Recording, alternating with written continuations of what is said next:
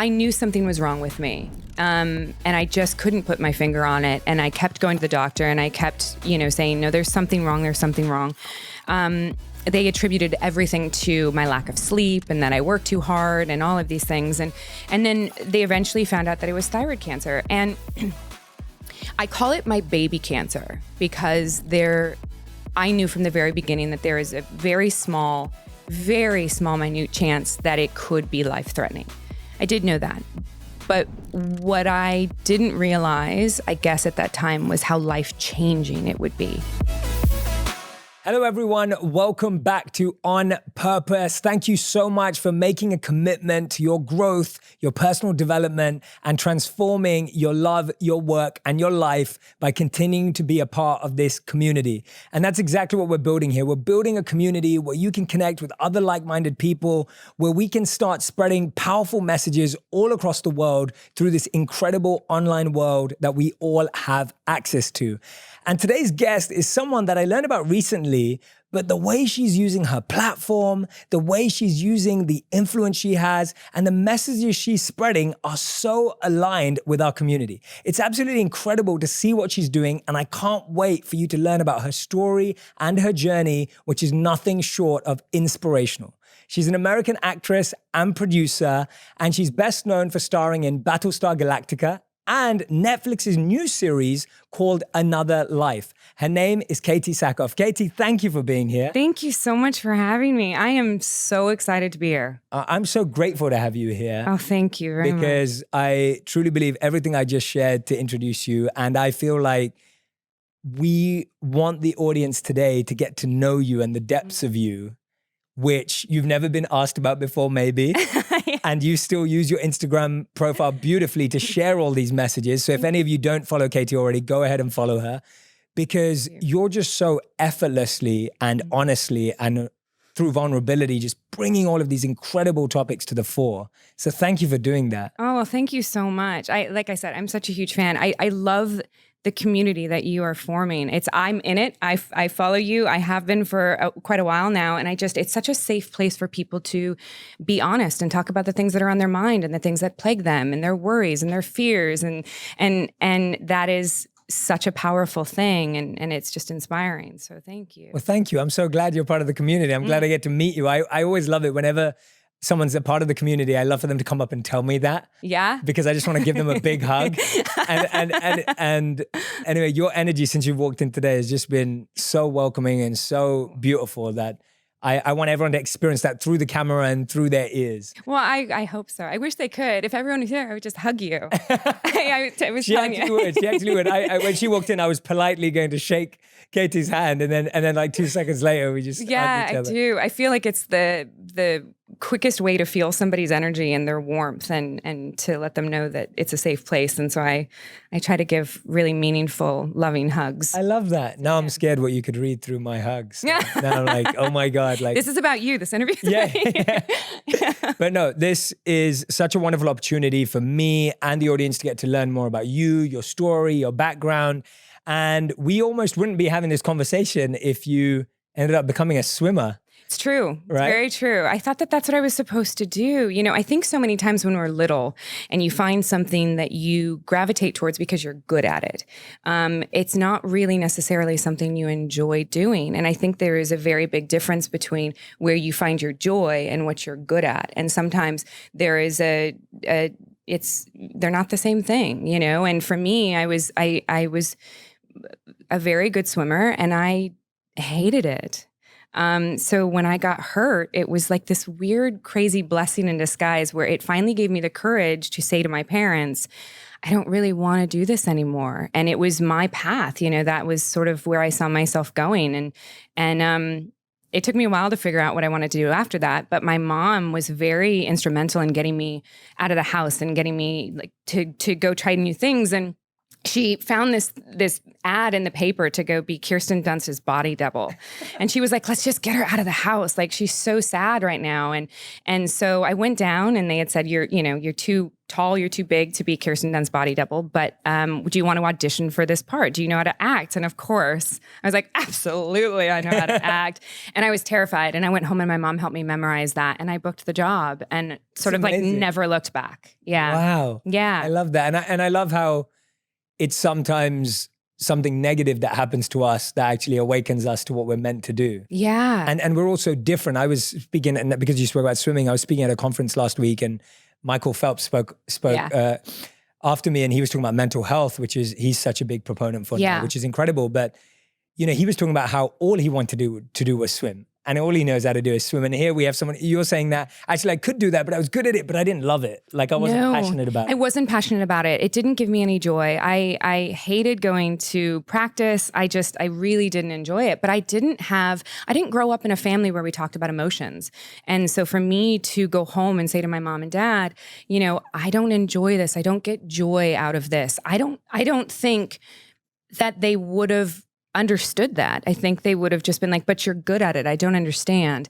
And so it took that injury for me to be able to pursue something where I could actually experience joy. Wow. I love this actually. And I know you said that you did one of my courses recently. Yeah. But what you're saying right now is resonating so closely with me because I've got a new course coming out. And in that I talk about this quadrant of potential. Yes. And I talk about how we waste most of our lives in this box called what we're good at, but don't love. Yes. And where we really want to be spending most of our time is things that we're not good at, but do love. Yeah. Or things that we're good at and do love. And now you've found that. Well, that's the thing, is that I think a lot of times the thing that you're good at, you have to struggle to love. And when you love something, becoming good at it is easy. It's because you love it. Yeah. So I think that's one of the main things that my dad used to always say to me, that find what you love doing and then figure out how to make that your career. Yeah. That was his best advice to me that he'd ever given me, because so many people say very similar things about like, you'll never work a day in your life if you find something you enjoy, things like that. But he really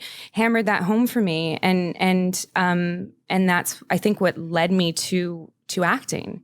Where did that journey start then, from being a body double to now being in the industry for 2 decades? Yeah. And like working to improve your art, your skill, that mastery that you're speaking about.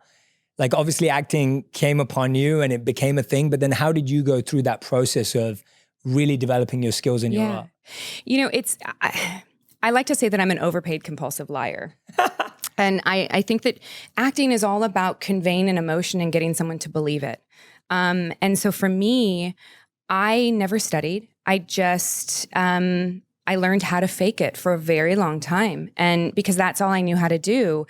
And then I was on Battlestar Galactica, and I wasn't taking it very seriously. And Eddie almost actually pulled me aside, and he gave me the lecture of all lectures, and said to me that if you actually tried, I think you would actually be really good at this. Wow. And I was like, "What do you mean? I'm already here." And he was very serious. He was like, "You have an opportunity that so many people wish they had, and you've got to take it seriously."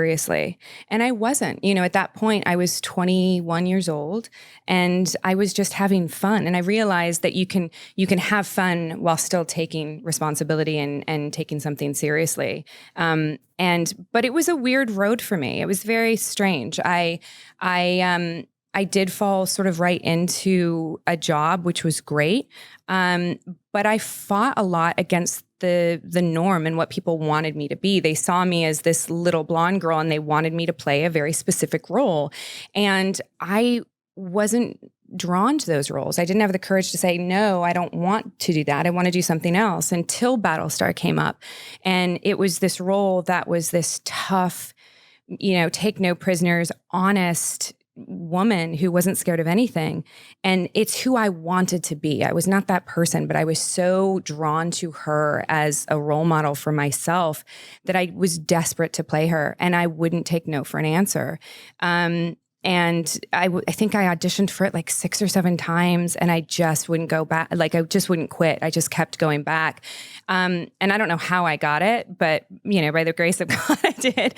But it was one of those weird things where I never I never took no for an answer in this business. If somebody told me no, I never took it personally. I just went, okay, great, let's move on to the next one. And I didn't have a plan B. I didn't think failure was an option. And I think that was just the blissful ignorance of a child. But I just didn't think that failure was going to happen. And so I pushed through. And my parents allowed me to do that. They sort of saw how driven I was and just went, okay, I guess she's going to do this. Yeah, I love that. So you're saying actually you auditioned 6 to 7 times. And so you heard that no that many times. Yeah. What do you think it was for you that's helped you push through a no every time you hear it? And I love the way you said that, you didn't take it personally. Tell me about how you were able to, because I think today when we hear the word no, we all take it personally. It's very common. And I know a lot of the people listening right now or watching right now will think, well, when I hear no, I just think like, oh, I'm not good enough or I don't have what it takes. Like, how did you take that no? Yeah, I think one of the best things we can teach our children is that not everybody's going to like you, and that's okay.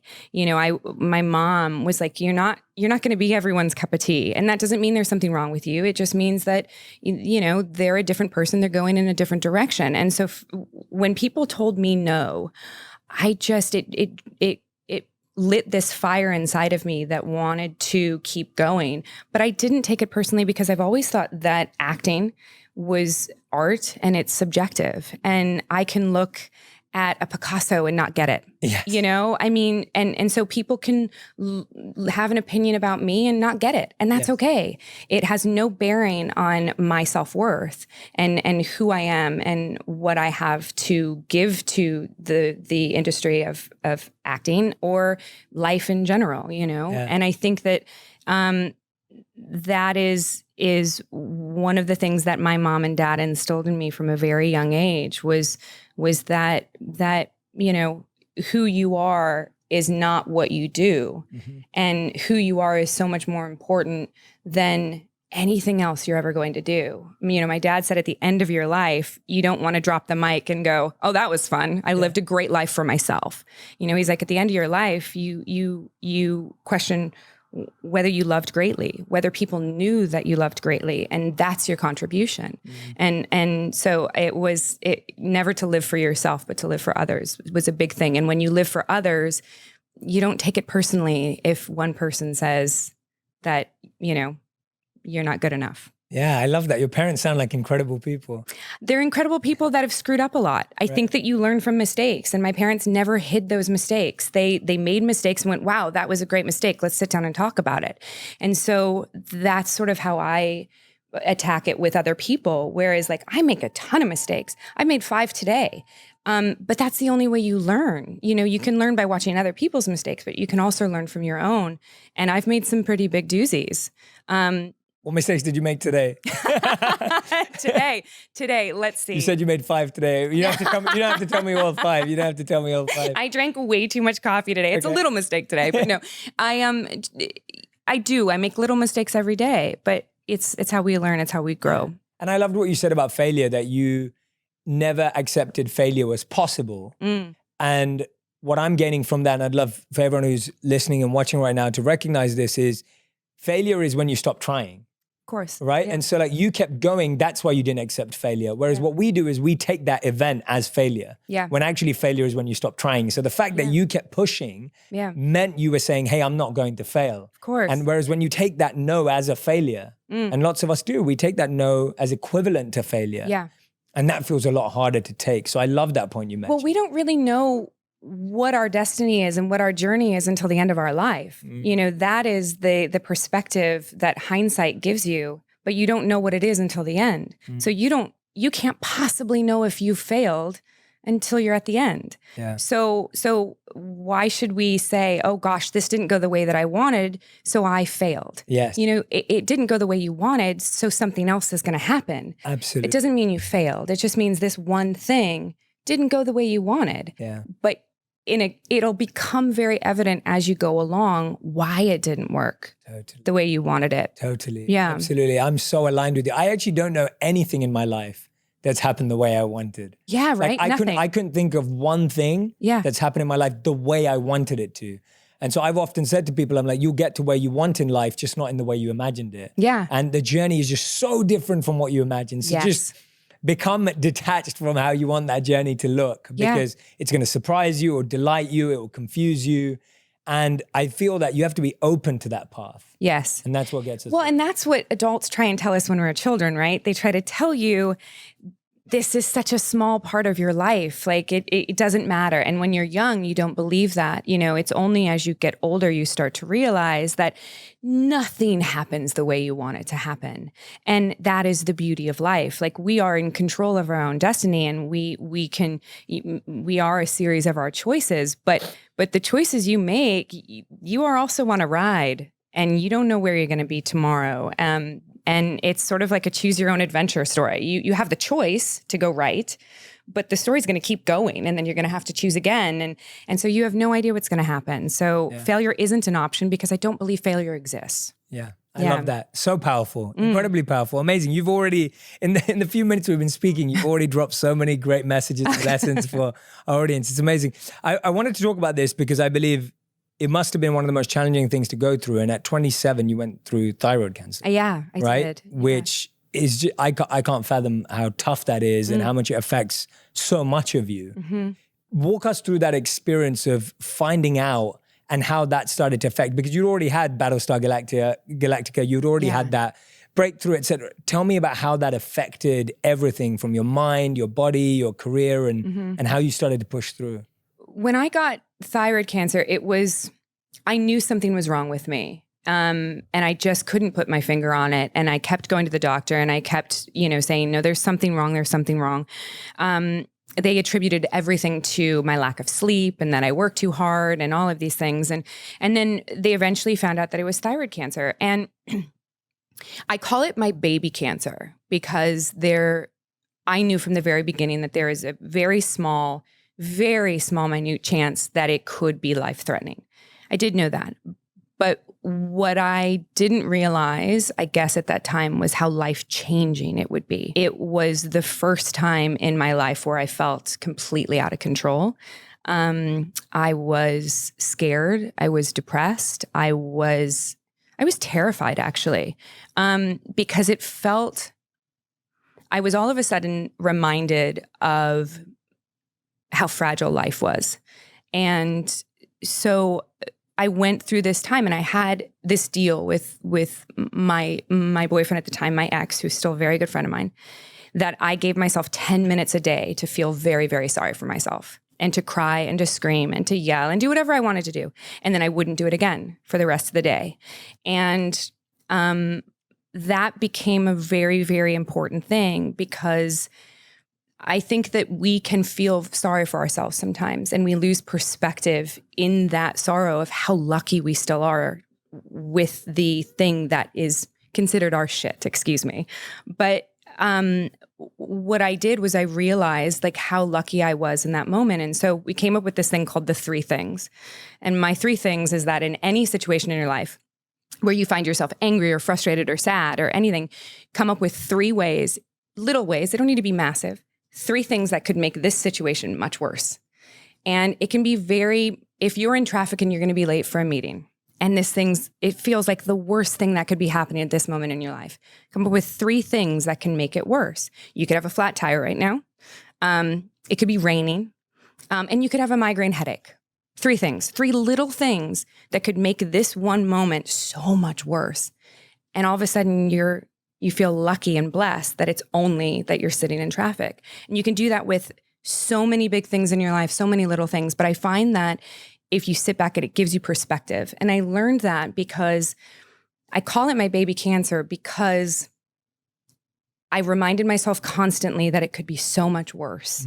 And so it allowed me to feel grateful that it was only just that. But it changed my life. I'm on medication for the rest of my life. I still have 3 tumors in my body that they have chosen just to watch. And one's in my head and 2 are in my throat still. And those are life-changing. Every 6 months, I have to go to the doctor and have what's called a contrast MRI. And so the tumor in the pituitary gland, which is a little gland that sits like in between your eyes, like above your nose, like right in front of your brain, it produces a hormone called prolactin. And prolactin is the hormone you produce when you're pregnant. And so because I have a tumor there, it has made it very, very difficult to have children. And then the thyroid's taken out. So that's another reason. And so all of these things that I didn't think about when I was 27 that you think are just givens, were changed so much by just that diagnosis of thyroid cancer. But it made me so happy that I'm still alive. And at 27, which seems late, so many people are faced with this so much younger and in so much more of a life-changing way. But I realized at 27 that every single day we get is a gift. And I became in that moment not afraid to age. Aging is a gift. At that moment, not afraid of what people thought about my body, not afraid of all these things that had plagued me in my career for so long. At that moment, I was like, I am going to live the rest of my life with complete, utter, true honesty to myself, everyone around me, because I'm so lucky I'm here. And so it gave me that was such a beautiful gift. Talking about not knowing what's going to happen in life, like I wouldn't have chosen that, but it became the thing that formed who I am now. Wow. That's amazing. I love that because it sounds like when I'm listening to you, you've taken this and you said in your own words, a gift, and you've let it be such a driving force in your mindset towards life. Yeah. Rather than seeing it as an issue or something negative. Yeah. You've really transformed it. Yes, I think so. I see it's so easy to get caught up in our own lives. I still do it. But if we stop long enough and find that perspective of how blessed we are to just have a roof over our head, so many people don't, I think that is the thing that I focus on the most in my life and in my practices and in my meditation is just how blessed I am to just be here. And so, but that was thyroid cancer. Thyroid cancer was a doozy, life-changing. Absolutely. Yeah. Of course. And do you find that 10 minutes you'd set aside to kind of vent, cry, etc. Tell me about that process. Like, did that work? Was that a useful habit and practice during that time? It was really useful. And I actually found that I usually didn't go 10 minutes, and it usually was crying and it was usually screaming into a pillow and I would yell a lot. I'd call my mom and I'd get very down on myself. But it usually wouldn't last more than 10 minutes. Wow. I usually got sick of hearing myself complain. And then if outside of that 10 minutes, I came up with something that bothered me, I would remember it for tomorrow and then I would forget it. That's amazing. Because it's every argument and every complaint and everything that seemed so big in that moment, the next day it was trivial. Yeah. And so the 10-minute thing, I still, if anything big comes up, and I think everyone should try it. If you're having a bad day, give yourself 10 minutes today to just go for it. Whatever you want to do. If you want to go hit a punching bag, hit a punching bag. If you want to cry, cry, scream, scream. Do whatever you want, but get it out of your system in 10 minutes. Go to your car. Your car's the best place to do it because no one can hear you. Just don't drive like that. Yeah. No, don't do it while you're driving. Yeah. Car's still like... Yeah, exactly. It's such a great place because you can scream so loud. Yeah. And sometimes what I found was when I was screaming so loud, I actually would start laughing because the sheer absurdity of it, of just screaming at the top of your lungs. We don't do that enough as adults. We don't scream. As children, we scream so much when we're upset. And as adults, we learn to keep it all in. So it's sometimes I found that 10 minutes is really great. Yeah, I agree. And I think we forget that when that's such a beautiful way of looking at it, that when we were children, we would just let it all out, get it all out. But when we become adults, we hold it in, and when you're holding it in, all it's doing is brewing. Yeah. Right? It's not it needs to go somewhere. Yes. So it's either causing a block physically or mentally for the future. And so I love that. Could you imagine adults on the ground having a temper tantrum? I know. Like kicking and screaming? It would probably actually be really great. It would just, maybe in the privacy of your own home. Like don't drop down on the street in Manhattan and start screaming and crying. Or in your car, as you said. I like that because it's soundproof. But I often say that to people. When you repeat your complaints out to yourself, you start to laugh at them. Yeah. Or you start to recognize them with perspective, even if you don't laugh at them. Yes. So often I have coaching clients or people that I work with either write out their pain and their trouble and then read it out to themselves. And so often on the second or third reading, they're like, I can't believe I'm complaining about this. Yeah.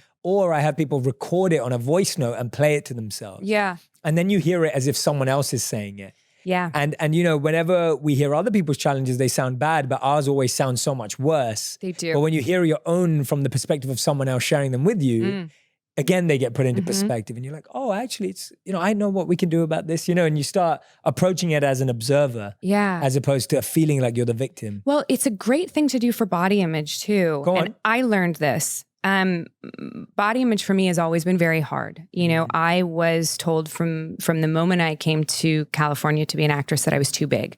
I was called chubby. I was called the big girl. I was called everything. That's crazy. I was just, they called me the big girl from the show with Richard Dreyfuss. Like I was called all of these things that were used to explain who I was that were just physical and also so mean. Like number So one, mean, yeah. you're insinuating that if I was the big girl, that something would be wrong with me. But then you're also using that to describe who I am as a person, which was so heartbreaking.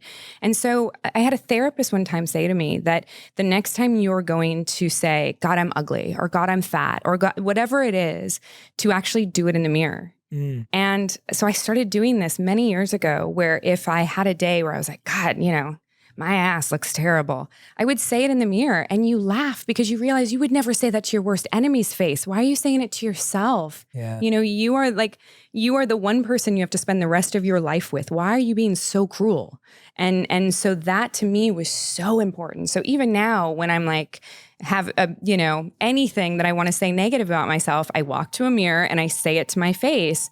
And you just go, God, I would never say this to someone. Don't say it to yourself. Wow. Yeah. And what have you started saying to yourself in addition or substitution? Or is that what it is? When you hear something negative, you go to the mirror, you say it to yourself, and then you laugh at it because, yeah, just you would, like you said, you would never say it to even someone that you don't could like. you imagine? Yeah, absolutely. Oh my God, you would never say that to anyone. Yeah. You know, the thing that I started doing was if I found something where I wanted to say my 3 things rule, I guess I just put this with everything in my life. Everything's in threes, I guess. Love it.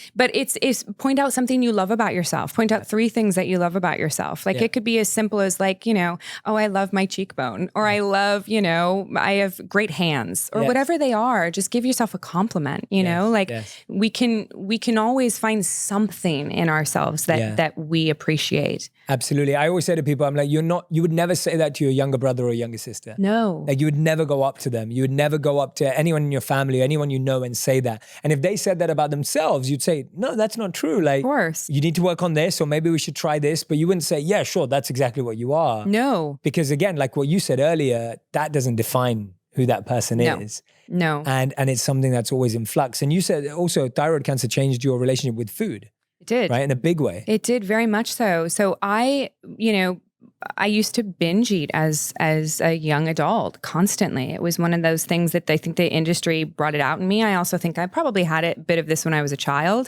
but I would go and I'd sneak food. I wouldn't eat all day long. And then I would go and I would just eat a ton of food. And then I would go to the gym for hours the next day to counteract what I had just eaten. And it was just this vicious cycle where I had to, when I had the thyroid cancer, I had to sit down and figure out what healthy meant to me, which was very different than for somebody else, but what it meant to me and my relationship with food. And I had to slow down and actually start to question what I was hiding. And that's when I started going to therapy a lot, was when I was actually hiding this sort of, in relation to the thyroid, I had this survivor's guilt almost, that my cancer, I felt so guilty that mine was such a small cancer, because I would still have to go to the doctor's office and see patients that had these terrible forms of cancer that they were really, really fighting through. And I always walked in there and felt so guilty. And I had to work through that. And that was not easy. It took many years to sort of let go of that. There was shame in it too. I felt so bad and didn't know how to articulate that.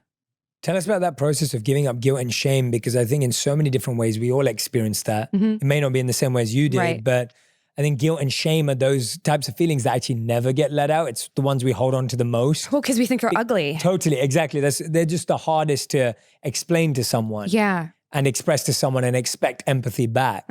Tell us a bit about how you kind of broke those down and dissolved them in your life. For me, it was forgiving myself and having compassion for myself. You know, I didn't have any control over what other people were going through. I only had control over myself and how it affected me on the inside. And I had to forgive myself for taking life for granted ahead of time. I felt like I, was taking my life for granted in that moment. And I forgave myself for all of that. But it was just having compassion for myself and realizing you may not have an answer for this. You may not be able to deal with that guilt. You may not, that may not be something you can figure out, but that's okay. And it has no bearing on who you are if you're a good person or not. Like that was it. I kept thinking, God, I can't be a good person if I feel shame and I feel guilt and there's nothing I can do about it. And that was the biggest thing, is that we practice so many of these beautiful, loving techniques towards strangers and other people and our, like you said, our younger siblings and things like that. But we never do that for ourselves. And I think that if we did that, and so for me, it really had to be about learning how to love myself, and learning that I had no control over anything around me, only that. Yes. And not my health. For a lot of, I didn't have control over that part of my health at that point. I just had to love myself. And then I tried to, every time I would go to get treatment, I would look around me and I would try and send as much positive energy as I could to people. And that's what led me then to meditation and a form of, I believe it's called Tonglen, when you actually, you breathe in a negative and you breathe out a positive. And so I tried to do that a lot while I was in there. And then the only thing I could do for those people is live my life. So to the best of my ability. And that's what the therapist taught me. Yeah. That's awesome. I love that. It's so powerful, especially that point you were making about this distinction of what we're experiencing, whether it's guilt or shame or ego or pride or anger or envy.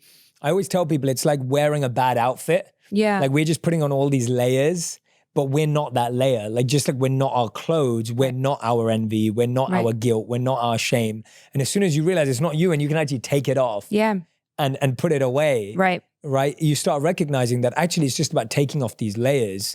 And I'm not that guilt. Otherwise we just feel like, oh, I'm so guilty or I'm so embarrassed, or we keep saying I am to stuff that we're not. Yeah. And then we get lost in that belief system that I am this emotion. Yeah. No, I that was one of the main things, is that I had to just let it go.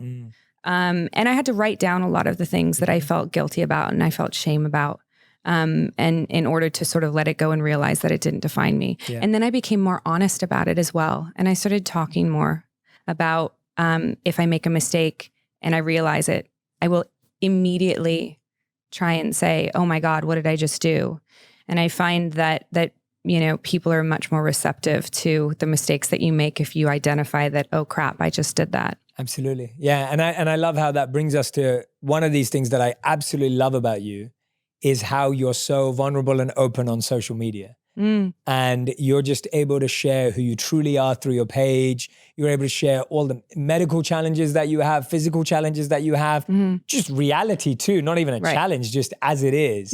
And I love the fact that you're using your platform to speak about these messages. Tell me about what you were sharing earlier when we were just speaking. Yeah. And you talked about the word responsibility. Yeah. I'd love for you to expand on your belief around why you think you have a responsibility around this. Yeah.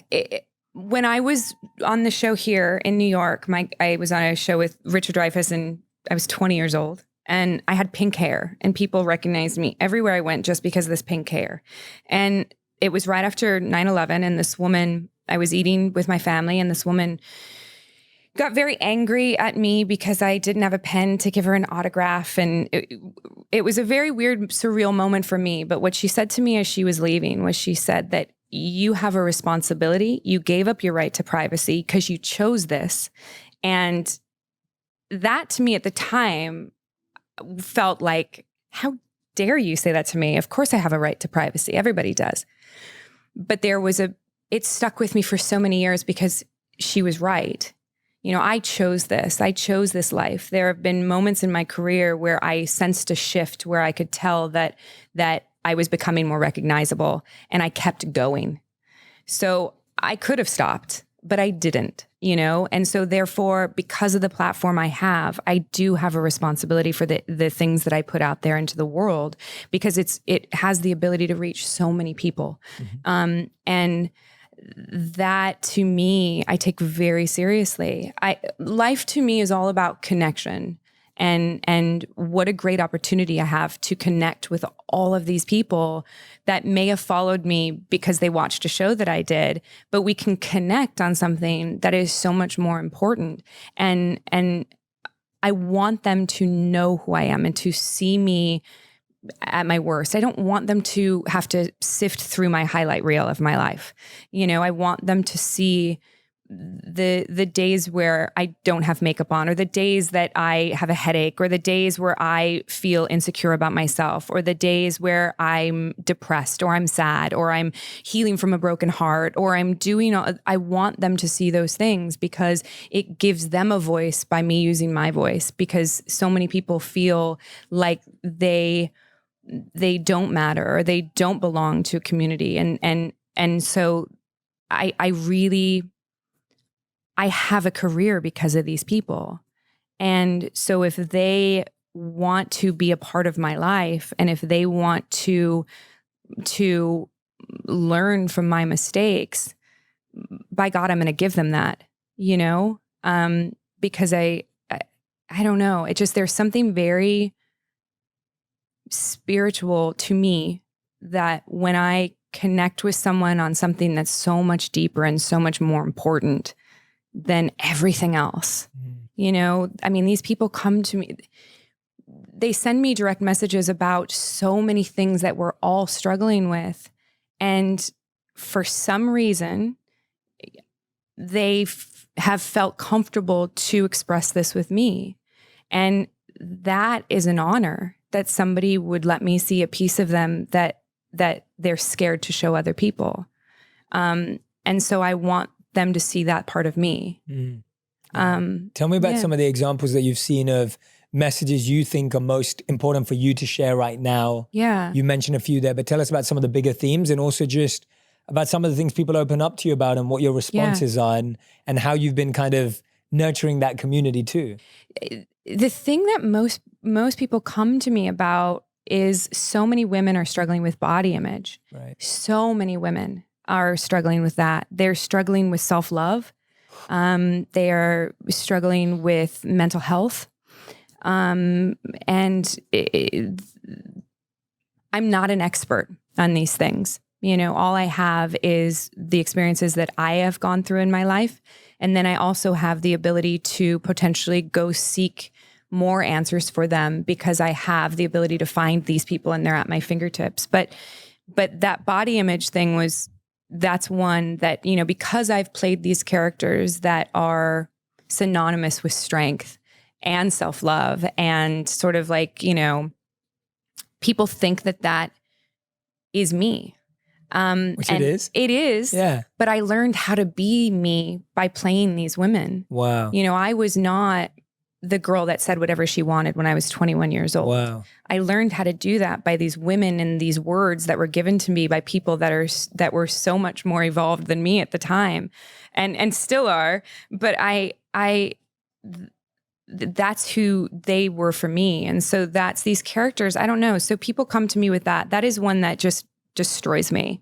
It is one of the hardest things to see girls and boys and women struggling with this body image that is so pushed upon us by an industry that is selling perfection. And perfection doesn't exist. Yeah. It doesn't exist.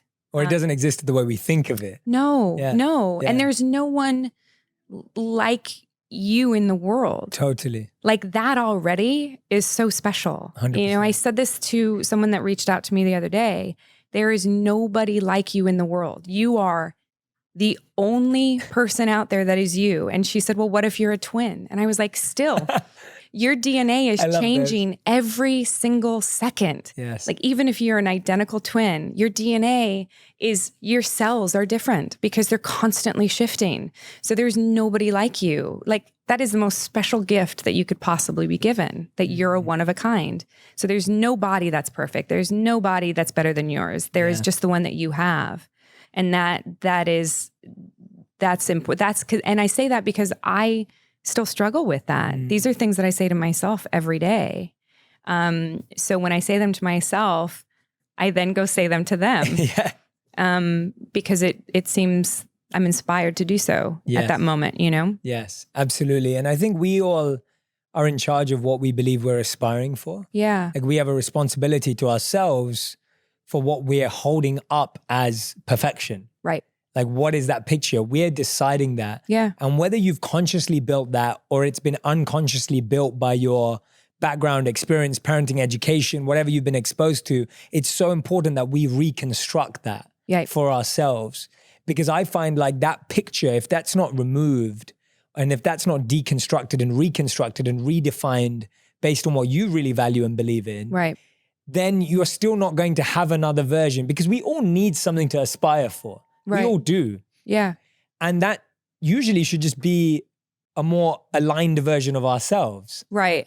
Yeah. But we make it this external picture, face, body, job, role, criteria. Right. And if you don't deconstruct it, I think that requires some time, is that you have to spend some time to deconstruct the picture of perfection you currently have and reconstruct a new one. Because you're right. What you said, that was not defined by you. More often than not, it's not defined by us. No, you know, we are raised a certain way with a certain set of values and a certain set of ideals by everyone around us that isn't us, you know, and by the moment that, you know, you get to a certain point in your life where you realize that you are now responsible for your own well-being, and who you want to be was not defined by you. Absolutely. And that is a really interesting thing to sort of focus on, that you then have to go back and almost like you know, print out a collage of like what you want your life to be like based on, you know, who you are at that moment. Exactly. I grew up overweight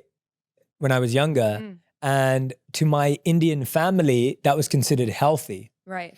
And then when I lost weight, and then I'd go back to my Indian family, they'd say, "Oh my God, you look like completely malnourished and you haven't eaten." And because that's the value of body image in that community. Yeah. And this is what I mean by just everyone's going to have their own definition of what beauty is, what perfection is. And if you've let all those definitions become yours, then now you're living for subjective definitions of other people. Yes.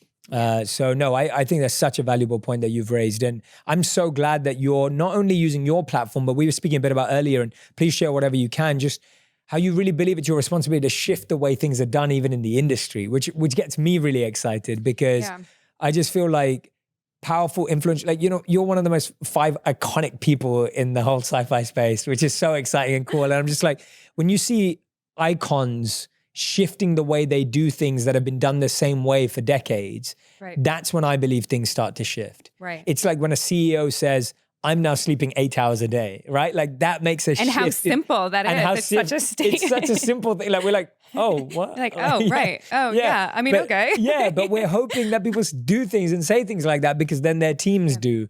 Yeah. And then when we see actresses and icons like yourself who come out and be like, well, actually, I want to use this platform for a voice, not just for the art. Right.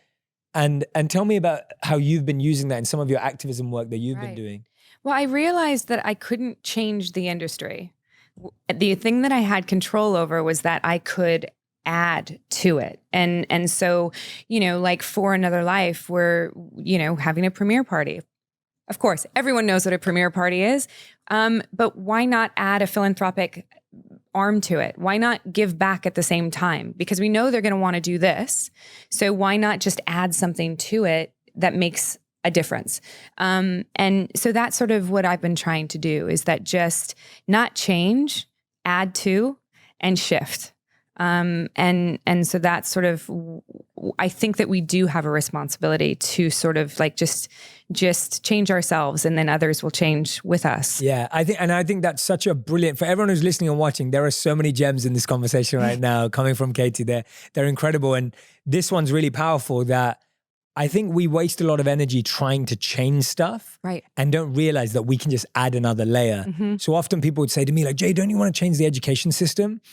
And I was just like, no, I'm just going to create an alternative education system. Because that is such a hefty goal. Changing something seems so impossible. Totally. You know? And you can literally lose all your energy, get completely drained trying to change this big piece that actually you don't have any remit over, or maybe you're not even qualified to. Like, I don't feel qualified to change the education system as a whole. Like, I don't think so. But I do know that there are parts of it that I can add and enhance. Yes. And I think that's the beauty. It also liberates you of this crazy pressure we put on ourselves. Like, I'm going to change Hollywood, or I'm going to change the education world, or I'm going to change the industry, or I'm going to change technology. It's like, that's such a heavy burden. Yeah. And you feel liberated when you're like, actually, this is the part that I really believe I want to impact. And I'm going to start here. Well, I think that so many people think so grand in which is a beautiful thing. But they think in such massive ideas. And you're right. If I can't change the entertainment industry, but I can add to it. You know, there is a piece that there's a crumb that I can leave behind. And that is changing. That is changing it. And that is, you know, I think if we think smaller sometimes, that it becomes much more manageable and less pressure. Yeah, absolutely. I love what you said earlier about how the roles you've played have actually inspired your strength. And I loved that earlier, and I didn't pick up, I picked up on it then, I didn't say it, I'm saying it now, is just how you were saying that you were so committed to getting this role because you were so excited to play this role, right? And I wanted to find out, so now in Netflix's new show, Another Life, which is very exciting, what is that role inspiring in you as a person in your own life? Oh my gosh. This woman is, you know, Tell us about the character. Yeah, no, the character is so now I've, you know, I'm older now. So now I'm sort of, I started in this industry as the youngest person on a movie set. Now I'm the oldest, which is amazing. I think it's such a beautiful thing. But it's this woman is the commander of a ship. And she's been given a very young crew to go out and save the world, basically. And she's given a young crew because they're disposable. It is a very, very fun role for me, but it's heavy. It's very heavy. You know, she is the leader of the crew. And I took that responsibility very seriously because on Longmire, Robert Taylor was a phenomenal number one, the lead of the show. He was a phenomenal leader because he showed up every single day. He did his job. He was happy. The crew loved him. And that was such a great role model for me. And so I put a lot of pressure on myself, probably too much pressure, actually, thinking back on it now. But I put a lot of pressure on myself to be a role model for some of these younger actors who, a lot of them, this is their first big role. Right. And I wanted them to sort of learn how to be in the industry and how to be on set and you know, what things not to do, what things to do. And so I, you know, it's one of my biggest pet peeves in this industry that they let actors cut in front of the crew in the lunch line. It, to me, is completely rude. And I don't think that it is responsible as an actor who is, you know, probably not as tired as the crew member who's been working just as hard, if not harder than you, and doesn't get to go back to a cushy little trailer and have their lunch, you know? So why don't you let him go first so he can eat his lunch and then like go, you know, have some time. Little things like that I wanted. It's a gift to be able to sort of like impart that to younger people, because things that matter to me and because a lot of people do what they're told they can do. And so it's a fun role. So the way that I'm acting on set as Katee is very similar to my character Nico, which is the commander, and she's sort of teaching them how to be astronauts. That's awesome. And how have they taken to it? Some of them better than others. No, I mean, it's really well. I mean, it's a fun show. It's a really great cast, and we were really lucky there's some beautiful diamonds on this show that we're lucky to have. Yeah, that's awesome. No, I love that. And I think those are the experiences that you value, maybe not even in that moment, but many years along. I know whenever I've been mentored or coached by someone, even when I first met them and I didn't really want them to do that for me. Yeah. And then in 10, 15, 20 years, I look back and I'm like, I'm really glad they taught me that, Yeah. you know, and I think that's the beauty of anyone who's a teacher, a coach, a mentor, or in any sense, like in any field, you're showing that in any field, our example Right. is contagious and will spread. Yeah. Right? You're not their coach or their guide, but No. it's spreading. And I just really feel that when you're playing that role in any sort of way, our responsibility is to facilitate growth and give opportunity, but not expect it. Yeah. Because that person may take 5, 10, 15, 20 years to actually realize how powerful a lesson that was. You were going to say No, something. I was just going to say it was a role that I'd never had of being this sort of like mentor and in a way. And